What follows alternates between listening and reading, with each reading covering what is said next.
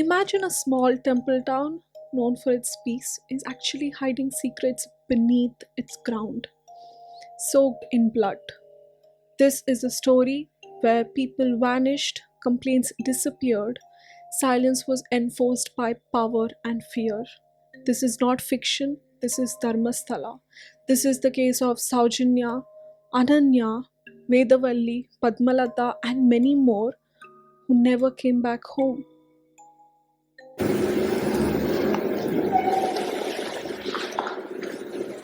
My mom always told me that truth is like a small spark, sooner or later, it always catches fire. This is that fire that is finally coming into light, where a man, after decades of silence, has come out and started speaking the truth because of the guilt he couldn't carry anymore. Dharmasthala is a temple town in Dakshina Kannada district in Karnataka, India. It's most famous for Sri Manjunatha Swami temple, which attracts millions of pilgrims every year. For decades, Dharmasthala has known not just for its temple but for its act of service. Every year, thousands are fed free meals from its massive community kitchen. There are hospitals offering low cost and free healthcare. Schools and colleges run under its trust, and every year, mass weddings are organized for couples who couldn't afford one. These services, offered under the temple's name, have built its image as a place of compassion, care, and deep moral authority. But when a place is so sacred, who dares to question it, right? We begin with the girl named Sowjanya. Sowjanya, just 17 years old, full of life, a girl with lots of dreams. Just like any other day, on 9th of October 2012, Sowjanya had left home for school. It was late in the evening. Her parents were worried on why Sowjanya has not returned home. Her uncle confirmed he had a word with her around 4:30 in the evening. When she confirmed she was heading back home, and it shouldn't take her this long to return home.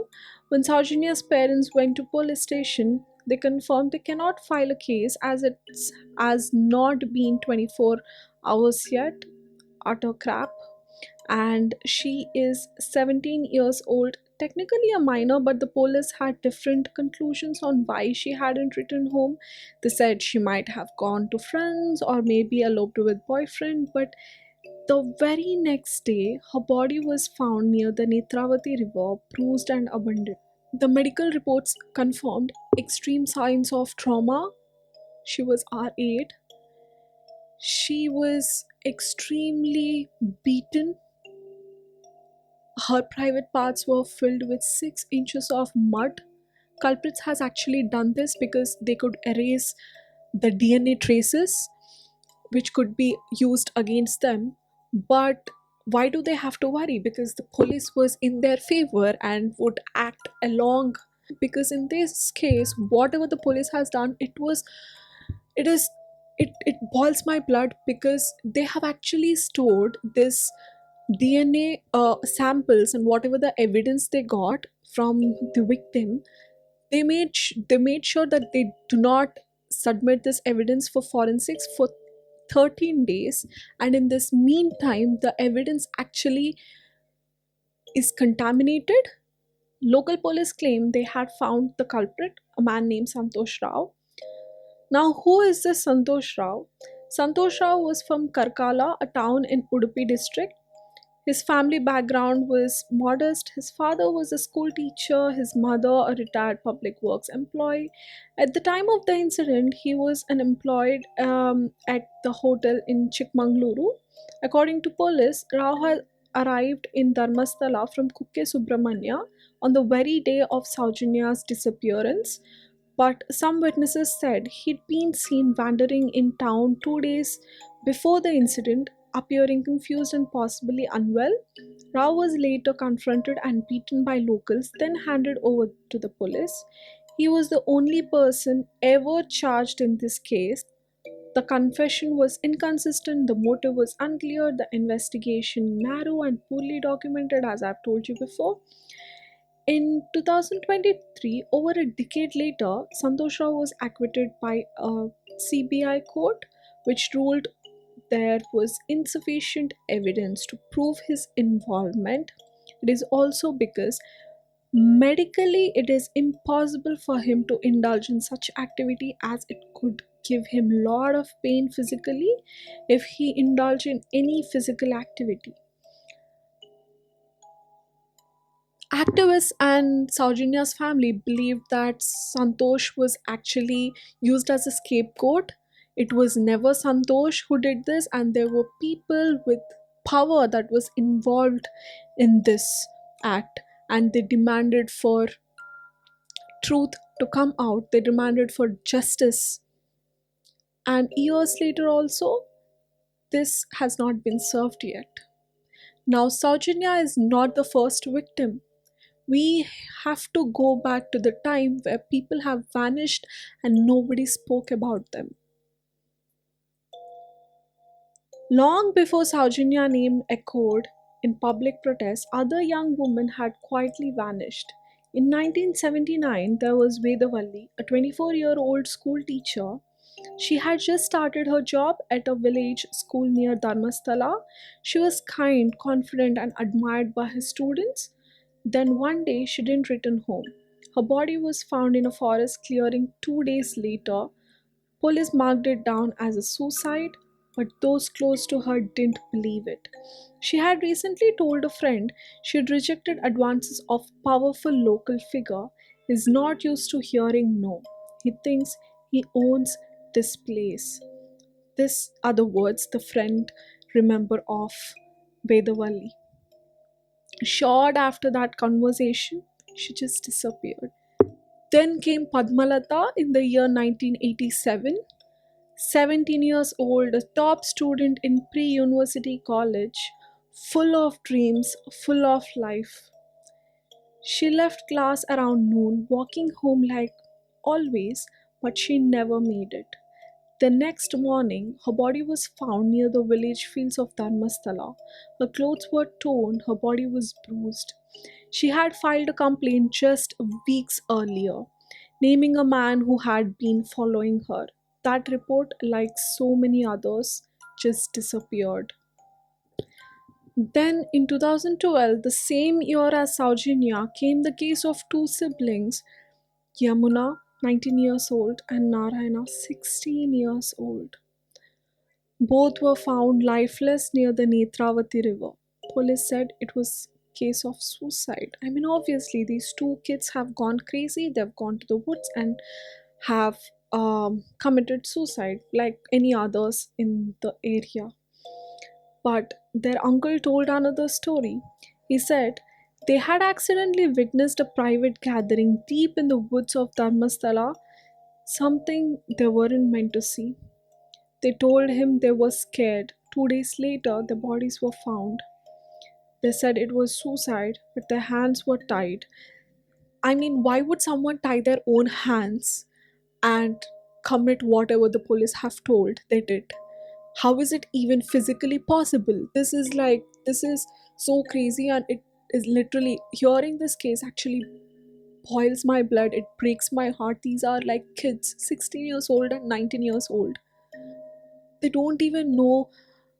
I'm pretty sure they don't even know how the world works yet, and I'm pretty sure they would have been like with lots of dreams and ambitions, and their life was just taken. There were more names. Lata, just 14, vanished while collecting firewood in 2001. Only her slippers were found near the water. Sharada, a widow in her 30s, was found hanging in her hut in 2008. Sharada was working in the temple kitchen. She filed a complaint against a supervisor, a man accused of harassing female workers. 1 week later, she was found hanging in her hut. Police called it suicide, but the complaint vanished from the records. No autopsy was made public, and no one from the administration was ever questioned. All of these stories shared one tragic theme: no accountability. Between 2001 and 2012, Just two villages near Dharmasthala recorded 452 suicides and 16 confirmed murders. That's almost one unnatural death every 10 days. Nearly hundreds of them were women, but no investigation was ever opened to look at the pattern. People in the villages knew. They whispered, they warned their daughters, don't stay out too long, don't draw attention, don't ask questions, because in Dharmasthala, once someone disappeared, they rarely ever come back. And if their body was found, the truth never followed. Then came July 2025. It happened on a humid morning. The courtroom was half empty, security was tight. A man, clogged wheeled, was brought in under silent protection. He did not reveal his name to the public, but what he revealed to the judge and later to investigators would shake the state and the country. He said he had worked in Dharmasthala for nearly 2 decades. From 1995 to 2014, he was a sanitization worker under the local temple board. His job officially was to clean the grounds. Unofficially, he was ordered to do things no human being should be asked to do. He was sanitizing their crimes. He said, I was forced to bury them, to burn them. Girls, women, sometimes even young men. They told me, don't ask questions, just dig. He remembered one case, a girl in uniform, no older than 14, still wearing her school bag. She had been left in a state that haunted him in his sleep. She looked like she had come straight from class. Her face still had a frightened look. I buried her with her bag. I didn't know what else to do. He brought proof, skeletal remains, temple identity tags, photographs, and even few scraps of clothing. Things he had kept hidden for over 10 years because he was too afraid to speak. And it wasn't just fear for himself. He said, they told me if you talk, you'll end up like them, and your family will too. He ran in 2014, changed his name, disappeared into Karnataka's outskirts, but guilt had a long memory. He said the nightmares never stopped. He would wake up sweating, hearing the cries of people he'd buried. He tried to forget, he couldn't.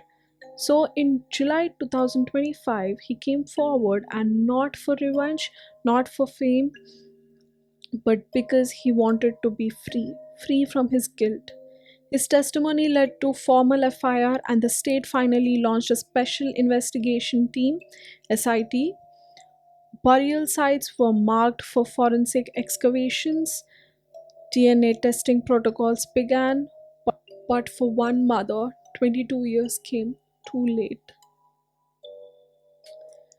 Her name was Ananya Bhatt, a medical student. She was just 18 years old.